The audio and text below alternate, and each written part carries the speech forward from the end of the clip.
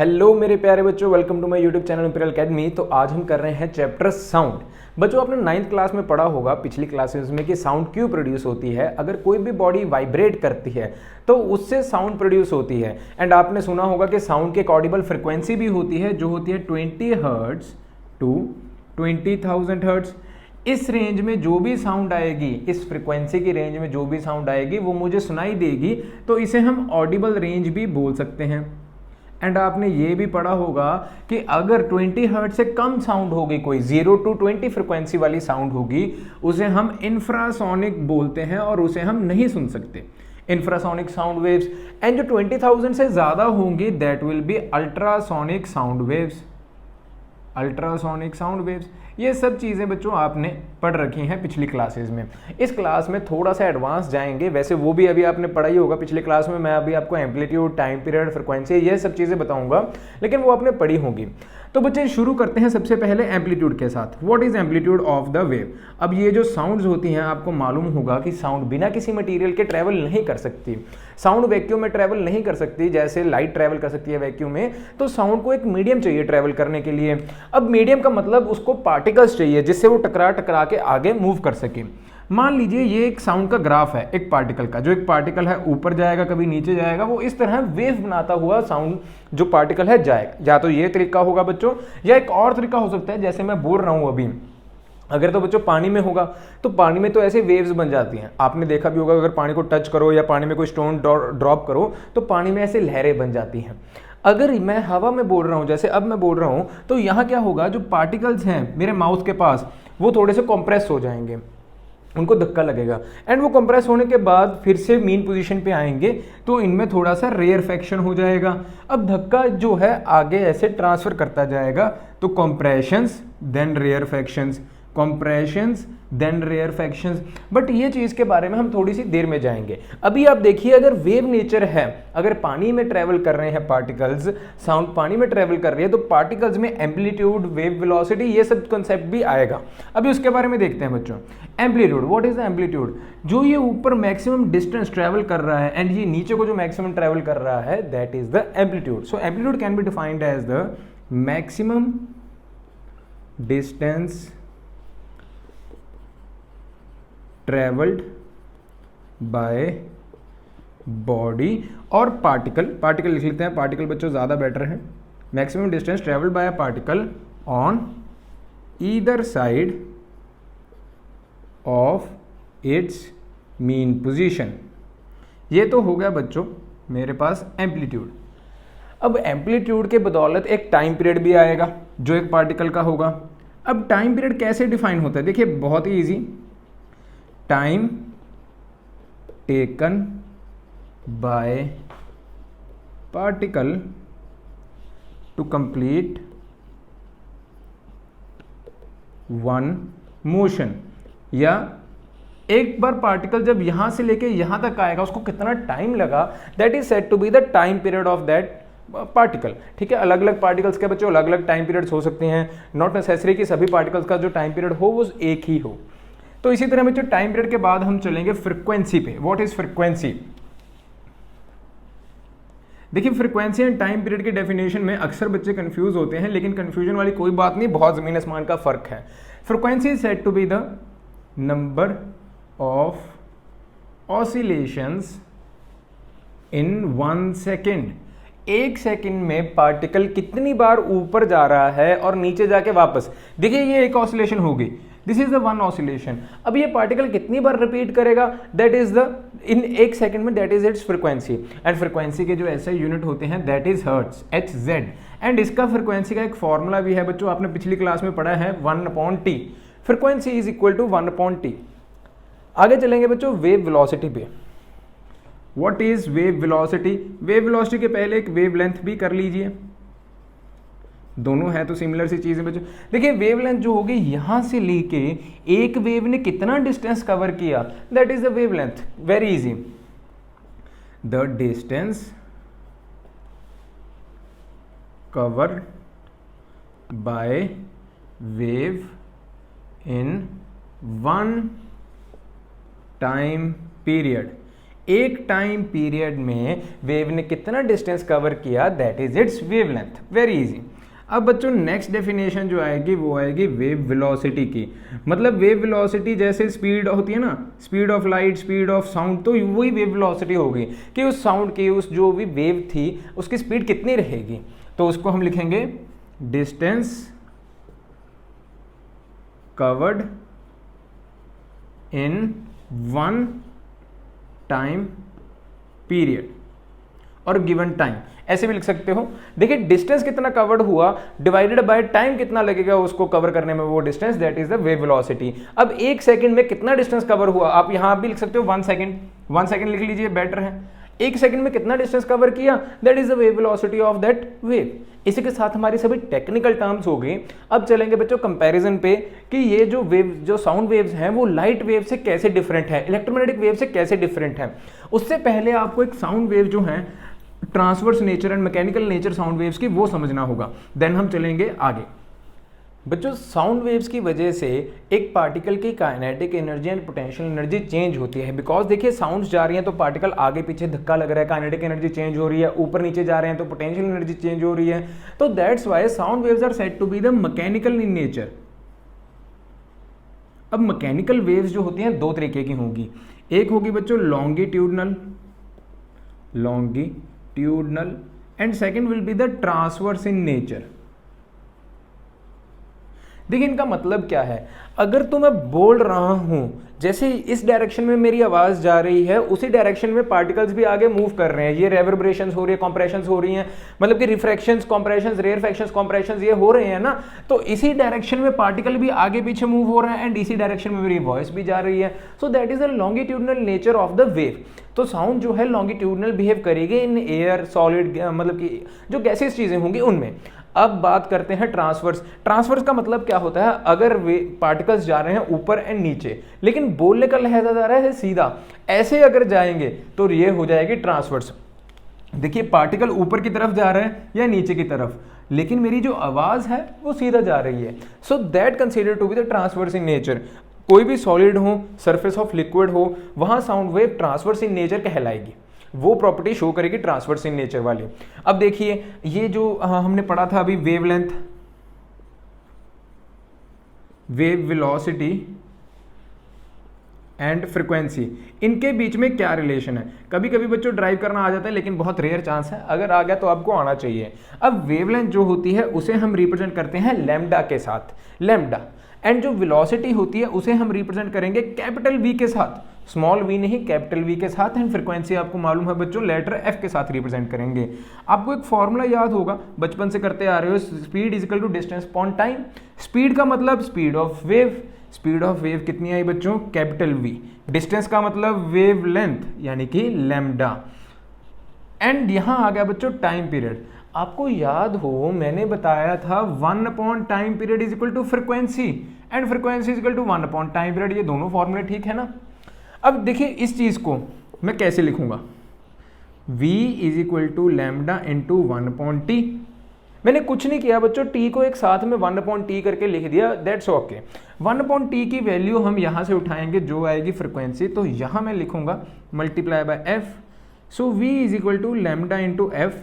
This is our relation जो हमने satisfy करवाना था। हमने बताना था वेवलेंथ, वेलोसिटी एंड फ्रीक्वेंसी के बीच में रिलेशन, तो ये आया। फॉर्मूला हमने सिंपल सा लगाया था, speed is equal to distance upon time, जो हमने काफ़ी टाइम से पढ़ा हुआ है।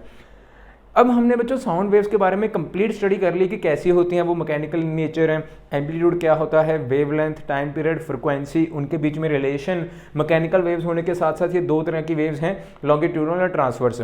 अगर गैसेज में बात करें तो लॉन्गिट्यूडनल है, अगर सॉलिड में बात करें, लिक्विड के सरफेस पे बात करें तो ट्रांसवर्स इन नेचर है। चलते हैं इलेक्ट्रोमैग्नेटिक वेव्स के साथ, इनके कंपेरिजन में कि ये कैसे अलग हैं उनके साथ। अब बच्चों जो इलेक्ट्रोमैग्नेटिक वेव्स हैं उनकी स्पीड क्या होती है, 3 × 10⁸ मीटर पर सेकेंड। लेकिन ये जो साउंड वेव्स हैं मेरे पास, इनकी स्पीड होगी सिर्फ और सिर्फ 330 और 340 metre per second in vacuum. Vacuum की बात कर रहे हैं, पानी या गैसेज या सॉलिड्स में सब में अलग अलग होगी स्पीड, बट इनका कंपैरिजन देखिए, वैक्यूम में 3 × 10⁸ यानी कि नियर अबाउट 3 लाख किलोमीटर एक सेकंड में, और ये सिर्फ 340 मीटर एक सेकंड में, वो किलोमीटर है और तो और, ठीक है। चलिए, ये 3 लाख किलोमीटर एक सेकंड में, ये 340 मीटर एक सेकंड में। सेकंड बच्चों, ये भी होती हैं ट्रांसवर्स इन नेचर। इनका ट्रांसवर्स नेचर थोड़ा सा और तरीके का होता है। ये दो तरह की वेव से मिलकर बनती है बच्चों, मैग्नेटिक एंड इलेक्ट्रिक। अब होता क्या है, इलेक्ट्रिक वेव जो है ऊपर एंड नीचे परपेंडिकुलर ऐसे फ्लो कर रही है, ऊपर एंड नीचे परपेंडिकुलर ऐसे फ्लो कर रही है। मैकेनिकल वेव परपेंडिकुलर इस तरफ को फ्लो करेगी ऐसे। अगर दो वेव्स एक दूसरे के परपेंडिकुलर फ्लो करने लग जाएं तो वो बन जाएगा ट्रांसवर्स इन नेचर। आप देखोगे ये हाथ मेरा ऊपर एंड नीचे को जा रहा है, इसके परपेंडिकुलर इस तरफ मैग्नेटिक वेव जा रही है, तो ये कुछ ऐसा दिखने लग जाएगा। आई होप आपको समझ में आ रहा हो। ये चीज आपको अब समझनी पड़ेगी कि ट्रांसवर्स इन नेचर में होता क्या है बच्चों। दो वेव्स जो होती हैं परपेंडिकुलर जा रही होती हैं एक दूसरे के डायरेक्शन में। साउंड में बात करें तो साउंड सीधा जा रही है एंड ये उसके परपेंडिकुलर जा रहा था एक पार्टिकल। इसमें क्या है, इलेक्ट्रिक वेव ऐसे जा रही है, मैग्नेटिक वेव ऐसे जा रही है, तो एक दूसरे के साथ परपेंडिकुलर तो बन रहे हैं ना 90 डिग्री। तो ये ऐसे अगर मूव करेगी तो मेरे पास ये भी ट्रांसवर्स इन नेचर कहलाएगी। बट साउंड वेव जो थी वो लॉन्गिट्यूडनल के साथ साथ ट्रांसवर्स इन नेचर भी है, वो दोनों है बच्चों। और तो और इन्हें कोई मीडियम नहीं चाहिए ट्रैवल होने के लिए। इलेक्ट्रोमैग्नेटिक वेव्स जो हैं बिना किसी मीडियम के यानी कि वैक्यूम में भी ट्रैवल कर सकते हैं, लेकिन वो वैक्यूम में ट्रैवल नहीं कर सकते। Can travel in vacuum,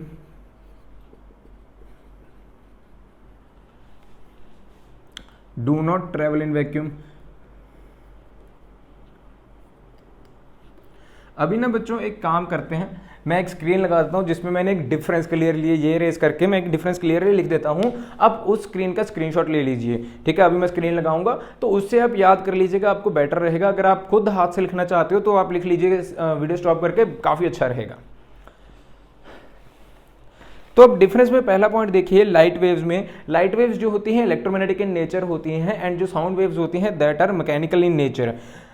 light waves can travel in vacuum and mechanical waves can not travel in vacuum. And speed of light जो होती है वो मैं आपको क्लियर कर चुका, 3 × 10⁸ metre per second, whereas speed of light speed of sound wave is 340 metre और 330 metre per second. ये चीज़ आपको ध्यान रखना। The wavelength of light waves जो होती हैं बच्चों वो विजिबल होती हैं is small of the wavelength जो होती है काफ़ी स्मॉल होती हैं, बट उसी हाथ जो साउंड वेव्स होती हैं दैट आर वेरी बिग। ठीक लिखा था, थोड़ा सा मैं कंफ्यूज हो गया था कि मैंने गलत तो नहीं लिख दिया, लेकिन ठीक है। देन बच्चों आ गया, these waves are transverse in nature, but वो ट्रांसवर्स के साथ साथ लॉन्गिट्यूडनल भी है इन नेचर, वो मैं आपको बता चुका। अब चलेंगे बच्चों नेक्स्ट पार्ट की तरफ। Next we come on the topic of reflection of sound. अब बच्चों जैसे लाइट होती है ना, लाइट को तो एक स्मूथ पॉलिश सरफेस चाहिए रिफ्लेक्ट होने के लिए। साउंड को ऐसी कोई कंडीशन नहीं है, वो किसी हार्ड सरफेस से, किसी सॉफ्ट सरफेस से, कैसी भी सरफेस हो उससे रिफ्लेक्ट करने में बखूबी रिफ्लेक्ट हो जाएगी एंड ये लॉज ऑफ रिफ्लेक्शन भी मानेगी। ये चीज़ आपको ध्यान में रखना, ठीक है। अब रिफ्लेक्शन ऑफ साउंड के कारण कुछ फिनोमिना अकर्स होते हैं जैसे एको एंड रेवर्बरेशन, वो चीज़ मैं आपको समझाता हूँ। अब हुआ क्या, यहाँ एक मनुष्य खड़ा था। मनुष्य के दिमाग में आया कि मैं अपनी जीवन साथी, अपनी सहेली का नाम ऊंची देने चिल्लाऊं, यानी कि जोर से चिल्लाऊं, थोड़ी सी पंजाबी निकल आती है। तो इस तरह आवाज़ निकाली उसने कि जो उसकी साउंड थी यहाँ से टकरा के वापस उसके पास आई, तो उसे दोबारा से साउंड सुनी। अब ये होता क्या है, अगर मेरे कानों में 0.1 सेकेंड के बाद कोई साउंड आए तो वो मुझे लगेगा कि कोई और सोर्स से आई है साउंड। एक बार दोबारा बताता हूँ, अगर 0.1 सेकेंड के बाद कोई भी साउंड आए मेरे पास, मुझे लगेगा कि वो कोई और चिल्ला रहा है। मान लीजिए एक सहेली है उसकी चंपा, तो उसने जोर से चिल्लाया चंपा, तो होगा क्या, चंपा की साउंड जो है यहाँ तक पहुंची। अब उसने चिल्लाना बंद कर दिया, ओरिजिनल सोर्स हो गया बंद, और 0.1 सेकेंड के बाद ये साउंड इसके कानों में फिर आई, तो उसे लगेगा कि सामने पहाड़ी पे कोई बंदा है, उसने भी चंपा चिल्लाया और मेरे कानों तक वो आवाज आई, बट असल में तो वहां कोई नहीं है। So this phenomena is known as echo. अब होता क्या है, एको की डेफिनेशन क्या होगी, द रिफ्लेक्शन ऑफ साउंड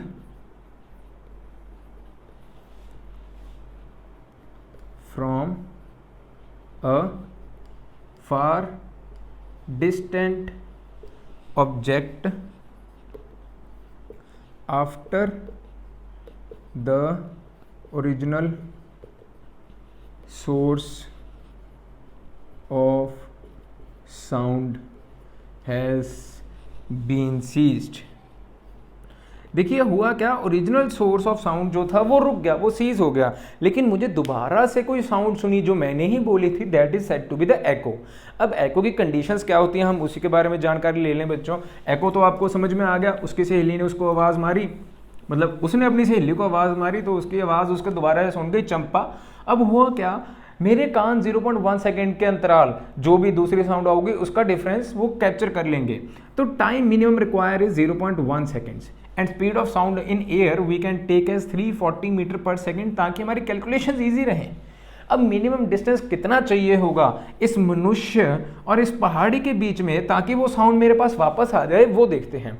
अब एक बात देखिए, जो ये साउंड होगी पहले तो बच्चों पहाड़ी तक जाएगी, फिर मेरे पास आएगी, तो उसको 2 बार डिस्टेंस ट्रेवल करना पड़ेगा ना मेरे और पहाड़ी के बीच में। तो ये डिस्टेंस को हम लेंगे 2D।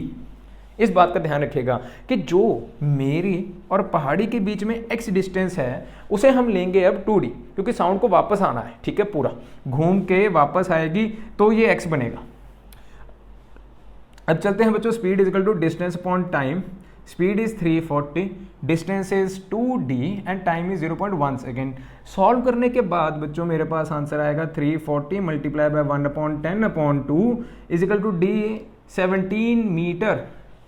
यानी कि इस मनुष्य, इस जो चाहे मैं खड़ा हूँ, सर और पहाड़ी के बीच में जो डिस्टेंस चाहिए 17 मीटर का चाहिए। सर और पहाड़ी के बीच में जो डिस्टेंस, एक व्यक्ति और एक ऑब्स्टेकल के बीच में जो डिस्टेंस चाहिए दैट इज ऑफ 17 मीटर, तो एको पॉसिबल है। अगर 17 मीटर से कम होगा डिस्टेंस तो एको पॉसिबल नहीं होगी।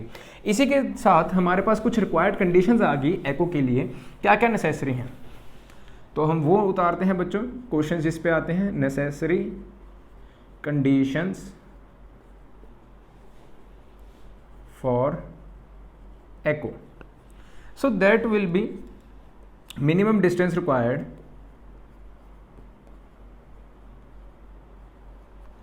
(17 meter) and second will be intensity of sound must be great. Intensity of sound must be high, मतलब कि इंटेंसिटी बहुत हाई हो। अगर मान लो वो आशिक जो है चंपा चिल्ला रहा है, चंपा उसने बहुत धीमे चिल्लाया चंपा, तो चंपा को भी वो आवाज़ नहीं सुनेगी। इतनी धीमे अगर चिल्लाया तो वो पहाड़ी से टकरा के वापस तो आ ही नहीं सकती ना, उसको बहुत ऊंचा चिल्लाना पड़ेगा चंपा, तो जाके आएगी।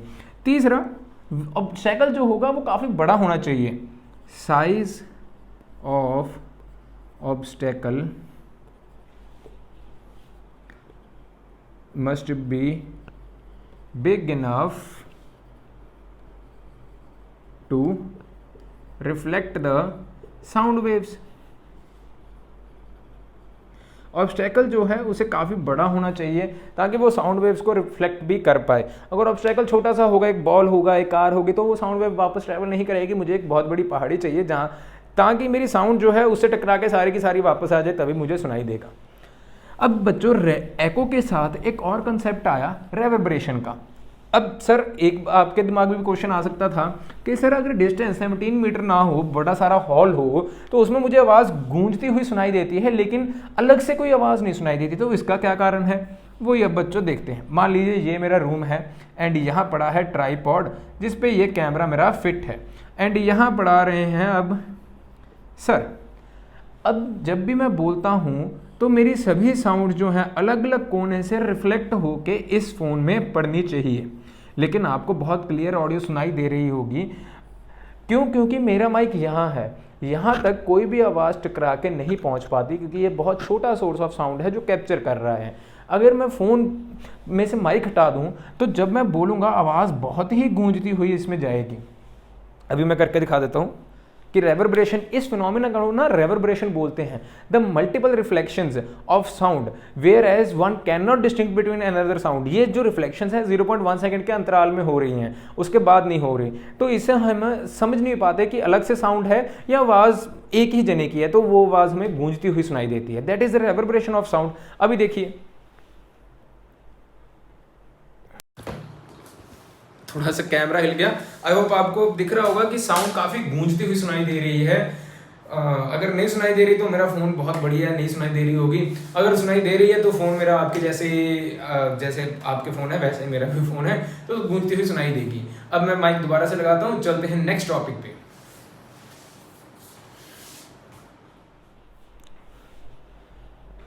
अब बच्चों मे बी साउंड आपको जो है क्लियर सुनाई दे रही होगी, अगर नहीं सुनाई दे रही तो थोड़ा सा सहन कर लीजिए और क्या है।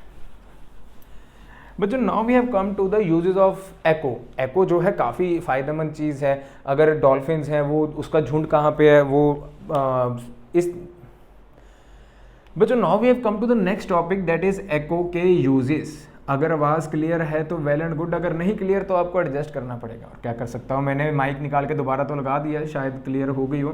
तो एको के यूजेस क्या होते हैं बच्चों? सबसे पहली चीज़ तो इसके लिए हमें अल्ट्रा वायलेट रेज को यूज़ करते हैं। इसका कारण, सबसे पहला कारण तो ये है कि ये बिना मीडिया में एब्जॉर्ब हुए काफ़ी दूर तक जा सकते हैं। दूसरा कारण ये है जैसे मेरी बोलने की आवाज़ है वो फैलती जाती है, वो ब्रॉड होती जाएगी, लेकिन अल्ट्रासाउंड जो है वो एक ही मीडियम में नैरो बीम में कन्फाइंड होकर आगे चलती जाएंगी और इनकी जो वेवलेंथ्स होती है काफ़ी ज़्यादा होती हैं, तो ये काफ़ी इजीली जो है इनकी फ्रिक्वेंसी बेसिकली हाई होती है, काफ़ी इजीली पेनिट्रेट करके अलग अलग दूरी तक जा सकती है। तो अल्ट्रावायलेट रेज को इसीलिए हम चूज करते हैं as compare to any other rays. इनके यूजेस क्या होते हैं बच्चों? सोनार में एंड रडार में। सोनार के full form sound navigation and ranging. तो इन चीज़ों में जो है अल्ट्रावायलेट रेज का यूज़ होता है, एको का यूज़ होता है। डॉल्फिन्स जो हैं एको का यूज़ करती हैं। डॉल्फिन्स अपने साथी को अल्ट्रावायलेट रेज भेजती हैं एंड वहाँ से टकरा के जब अल्ट्रावायलेट रेज उनके पास आती हैं उन्हें पता लग जाता है कि वो कितनी दूरी पे उनका झुंड है।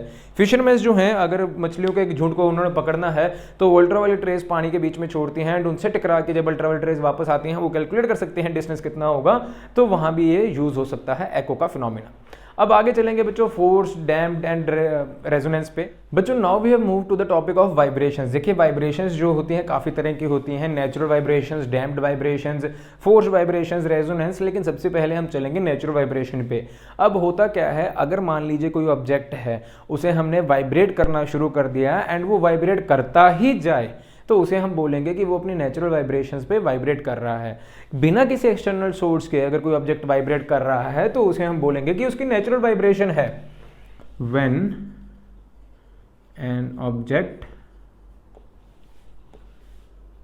Starts vibrating without any external force,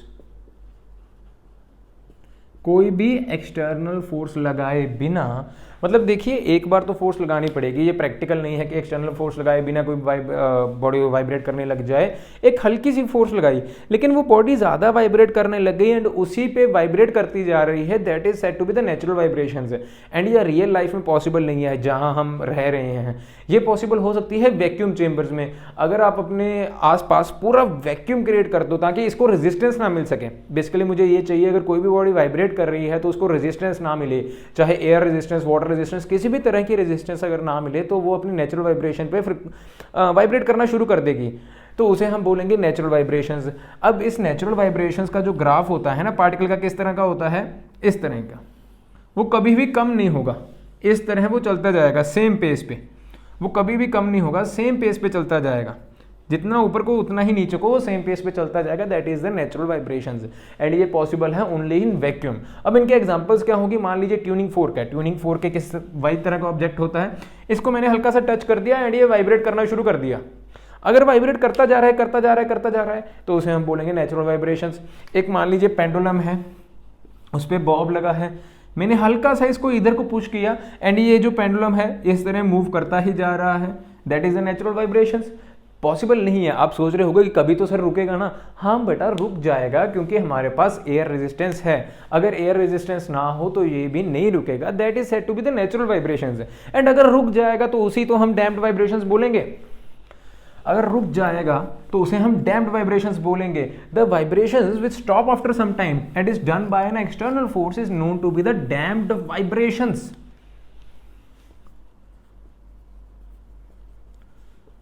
The vibrations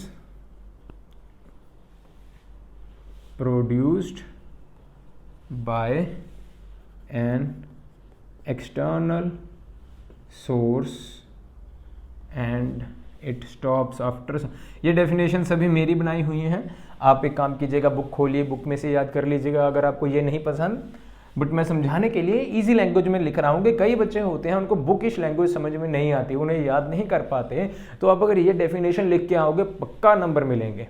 the vibrations produced by an external source and stops after some time. अगर आप ज़्यादा लिखना चाहते हो तो ऐसे लिख सकते हो, ड्यू टू रेजिस्टेंस या रेजिस्टिव फोर्सेस, कुछ भी लिख सकते हो। अब ये तो ग्राफ था नेचुरल वाइब्रेशंस का। जो डैम्ड वाइब्रेशंस होंगी उनका ग्राफ कैसा होगा बच्चों? देखिए पहले तो वो वाइब्रेट कर रहा है पूरा जोश में, लेकिन आते आते आते आते आते आते आते वो कम हो गया। आप देख सकते हो वाइब्रेशंस जो है उनकी इंटेंसिटी कम होगी। So that is the damped vibrations. I hope आपको समझ में आ गया होगा कि natural vibrations and damped vibrations में क्या फ़र्क है। इसके साथ बच्चों मैं आगे आपको एक इमेज लगा देता हूँ, वैसे आपकी बुक्स में होगा वो, तो आप उसका स्क्रीनशॉट ले लीजिए या आप अपने हाथ से लिख लीजिए तो बेटर रहेगा। ठीक है, वीडियो स्टॉप करके उसका स्क्रीनशॉट ले लीजिए। नाउ बच्चों we have come to the topic of forced vibrations. And forced vibrations क्या है? एक स्पेशल कंडीशन होता है रेजोनेंस। देखिए तो फोर्स्ड वाइब्रेशंस क्या होती हैं? फोर्स्ड वाइब्रेशंस, अब फोर्स्ड वाइब्रेशन क्या होती है? The vibration caused due to the external force. Vibrations caused by an external force is known as forced vibration। किसी को मजबूर करके वाइब्रेट करना, that is said to be the forced vibrations. ये है इनकी डेफिनेशन। मान लीजिए मेरे पास एक ट्यूनिंग फोर्क है, ट्यूनिंग फोर्क को मैंने एक नेचुरल वाइब्रेशंस पे हिल रहा है, मैंने उसको हिलाना शुरू कर दिया, अब वो ट्यूनिंग फोर्क जो है वाइब्रेट कर रहा है। आप इमेजिन कर सकते हैं अगर ट्यूनिंग फोर्क को मैं टेबल टॉप के ऊपर रखूंगा तो वो जो साउंड है टेबल टॉप में ट्रांसफर हो जाएगी, वो सारी एनर्जी टेबल टॉप में ट्रांसफर हो जाएगी, टेबल टॉप की सरफेस जो है वो वाइब्रेट करेगी एंड साउंड प्रोड्यूस करेगी जो कि काफी लाउड होगी। यही चीज ये फोर्स वाइब्रेशन में बता रहे हैं कि अगर एक चीज वाइब्रेट कर रही है टू एंड फ्रो, मान लीजिए ये ऐसे वाइब्रेट कर रहा था टू एंड फ्रो, इसको मैंने टेबल टॉप के ऊपर रख दिया, ये टेबल टॉप मान लीजिए इसके ऊपर लगाया, तो ये टेबल टॉप वाइब्रेट होने लग गया, थोड़ा सा वाइब्रेट हुआ जिसकी वजह से साउंड प्रोड्यूस हुई, तो उसे हम बोलेंगे कि फोर्स वाइब्रेशन से ही ये टेबल टॉप वाइब्रेट किया था, क्योंकि मैंने लगाया था फोर्स वाइब्रेशन से। अब बच्चों इसी का एक स्पेशल केस आया रेजोनेंस। रेजोनेंस में क्या होता है? अगर गलती से फोर्स वाइब्रेशन इक्वल होगी बच्चों नेचुरल वाइब्रेशन पे, तो मैं कहूंगा कि मेरे पास जो लगेगा दैट इज द रेजोनेंस का फिनोमिना काम करेगा। If forced vibration equals to natural vibration, कि वो ऑब्जेक्ट को नेचुरली वाइब्रेट करने में मजबूर कर दे। एक पॉइंट समझाता हूं आपको अभी। Then the phenomena of resonance occurs. अब इससे होता क्या है? Force vibrations equal to natural vibrations, इससे जो ऑब्जेक्ट वाइब्रेट करेगा उसका एम्पलीट्यूड मच हायर होगा। एक तो ऑब्जेक्ट पहले ही अपने नेचुरल वाइब्रेशन से प्रोड्यूस कर रहा है, ये दूसरा ऑब्जेक्ट आया जो वाइब्रेट कर रहा है, ये ऑब्जेक्ट की नेचुरल वाइब्रेशंस पास आए, ये ऑब्जेक्ट को नेचुरल वाइब्रेशंस देती है। अब ये जो साउंड प्रोड्यूस करेगा उसकी लाउडनेस ज्यादा होगी, एम्पलीट्यूड ज्यादा होगा नेचुरल वाइब्रेशंस पे ही वाइब्रेट करते हुए, बिकॉज हमने एक्सटर्नल फोर्स भी नेचुरल वाइब्रेशंस के ही ऊपर लगा दी। इस फैक्ट को हम रेजोनेंस बोलते हैं। थोड़ा सा बच्चों कंफ्यूजिंग लगेगा, लेकिन एक दो बार आप इसको देखोगे पढ़ोगे ना तो समझ में आ जाएगा, याद करना पड़ेगा आपको ऐसे। अब हुआ क्या, मैं एक डेमोन्स्ट्रेशन बता देता हूँ। देखिए मान लीजिए मेरे पास ये एक साउंड बॉक्स है, ये ट्यूनिंग फोर्क है। अब ये जो ट्यूनिंग फोर्क है वाइब्रेट कर रहा था, तो इसमें से बच्चों साउंड प्रोड्यूस होगी। इतना तो बात ठीक है ना, जो भी ये वाइब्रेशंस प्रोड्यूस करेगा वाइब्रेटिंग ऑब्जेक्ट साउंड प्रोड्यूस करेगी। मैंने एक सोर्स लगा दिया कि सभी साउंड इस बॉक्स के बॉक्स से होते हुए जाए आगे, तो मैंने एक आगे और बॉक्स लगा दिया जिसपे एक ट्यूनिंग फोर्क था। अब यहाँ जब साउंड पहुंचेगी तो ये साउंड इसकी नेचुरल वाइब्रेशंस के कारण हुई ना। अब इसके लिए तो ये फोर्स वाइब्रेशन है, ये स्टिल खड़ा है, लेकिन ये फोर्स वाइब्रेशन मिली किससे? एक दूसरे ट्यूनिंग फोर्स से, and this force vibration is equal to its natural vibration. Natural vibration से ये भी मूव करने लग जाएगा। अब दो ट्यूनिंग फोर्स मूव किए तो हमें जो एम्पलीट्यूड है वो मच हायर मिलेगा एंड जो आवाज है वो लाउड हो जाएगी, ये कहना चाह रहा हूं। ठीक है ना। एक ऑब्जेक्ट की वजह से जो एक नेचुरल वाइब्रेशन पे प्रोड्यूस कर रहा था, एक ऑब्जेक्ट जो स्टिल खड़ा था वो भी नेचुरल वाइब्रेशंस पे हिलने लगा। अब नेचुरल वाइब्रेशंस के पे हिलने के कारण ये जो आवाज़ है ज़्यादा एनहेंस हो गई, आवाज़ ज़्यादा ऊंची हो गई। दो ऑब्जेक्ट्स अपनी नेचुरल फ्रिक्वेंसी पे वाइब्रेट कर रहे हैं, इतना तो देखिए कॉमन सेंस भी कह रही है कि अगर दो ऑब्जेक्ट सेम साउंड प्रोड्यूस करेंगे तो वो एम्पलीट्यूड हो जाएगा ज़्यादा। तो यही कह रहा हूँ मैं, अगर फोर्स वाइब्रेशन नेचुरल फ्रिक्वेंसी से कम होगी तो साउंड भी कम हो जाएगी, मुझे जो आवाज़ है वो ज़्यादा ब्रॉड सुनाई देगी। ठीक है, ये चीज़ें बस आपको रेजोनेंस में याद रखनी है, फोर्स वाइब्रेशंस में याद रखनी है। इसी के साथ बच्चों आपका चैप्टर तो खत्म हुआ। अगर वीडियो अच्छी लगे तो लाइक करना। अगर कोई भी डाउट होगा आप मुझे इंस्टाग्राम पे आके पूछ सकते हो कभी भी, एनी टाइम। ठीक है, कोई भी न्यूमेरिकल हो, फिजिक्स का हो, केमिस्ट्री, बायो, मैं सभी सब्जेक्ट, कोई एसएसटी, कोई हिस्ट्री, कुछ भी हो, अगर आपको किसी भी चीज़ में दिक्कत हो रही है आप मुझे इंस्टाग्राम पे आके कहिए, आप मेरे कमेंट सेक्शन में बताइए। अगर कोई भी सजेशन है मैं उसे दूर करने की पूरी कोशिश करूंगा। अभी के लिए अलविदा बच्चों, good night, tata, love you, take care. And अगर वीडियो अच्छी लगे तो दोस्तों के साथ जरूर शेयर कीजिएगा, चैनल को कर दीजिए सब्सक्राइब। Thank you.